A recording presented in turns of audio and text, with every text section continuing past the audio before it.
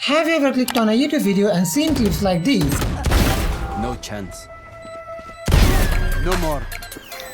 One enemy remaining. Nice. My ult is ready. And suddenly something inside you starts burning. You open up Valorant thinking you're gonna hit every single shot today, but instead you end up playing like this.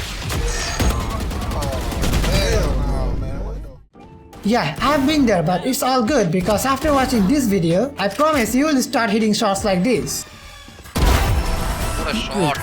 Today I'm giving you my personal 5 aiming tips that help me hit Immortal on 60Hz, and I truly believe they will help you too. And remember, these 5 tips only work when you use them together, so make sure to stick around till the end. Tip 1. Not having a proper aim routine. A lot of players from Iron to Diamond don't follow any proper aim routine. They just open the game, mess around in the training range, then hope straight into rank, and end up losing. If you are actually serious about improving your aim and gameplay, you need a routine. First off, make sure you're getting enough sleep. If you are tired, your aim is gonna be trash no matter what, so get that sleep. Then before jumping into games, spend at least 30 minutes on aim lab. Start with some micro adjustment tasks to sharpen your flicks. Then move on to some tracking tasks to improve your cursor control. Do this until you feel consistent. 30 minutes is more than enough, and yeah, some of you might ask, is that all? Just 2 tasks? Yes, you don't need to grind 100 random scenarios. If you focus on just these 2 and actually improve at them, your aim will get better. After that, hop into deathmatch. Play at least 3 DMs before rank. If you can do 10, that's great. But personally, I do 3 to 4 DMs because I work 10 hours a day in a pharmacy and I don't have that much time after all of that. Once you feel warmed up and consistent, queue up for comp. That's it. It's a simple routine, but if you do it every day, you'll become an aimer real fast.